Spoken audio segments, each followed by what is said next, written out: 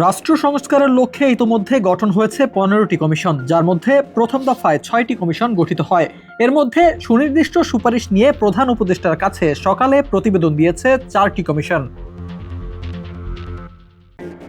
নির্বাচন ব্যবস্থা, সংবিধান, পুলিশ ও দুর্নীতি দমন কমিশন, এই 4 সংস্কার কমিশন তেজগাঁওয়ে প্রধান উপদেষ্টার কার্যালয়ে জমা দিয়েছে তাদের প্রতিবেদন। প্রধান উপদেষ্টার প্রেস সচিব শফিকুল আলম সামাজিক যোগাযোগ মাধ্যমে পোস্ট দিয়ে এ বিষয়টি নিশ্চিত করেছেন।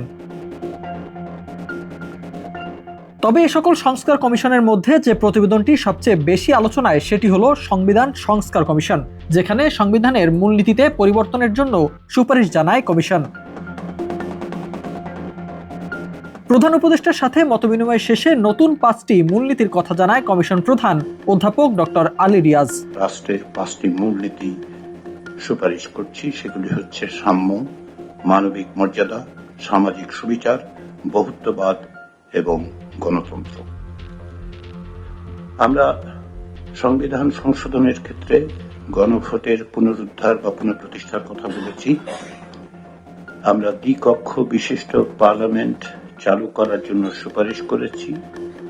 এই দ্বিকক্ষ মিলে যাতে করে সকলের প্রতিনিধিত্ব থাকে, তার জন্য একই সঙ্গে সংখ্যাগরিষ্ঠতার ভিত্তিতে নিম্নকক্ষ কিন্তু সংখ্যানুপাতিক প্রতিনিধিত্বে উচ্চ কক্ষ তৈরি করার জন্য সুপারিশ করেছি। তবে আপাতত প্রতিবেদনের আংশিক প্রতিপাদ্য জানা গেলেও পূর্ব ঘোষণা অনুযায়ী বিকেল নাগাদ বিষয়গুলো সংবাদ সম্মেলনে বিস্তারিত তুলে ধরার কথা রয়েছে।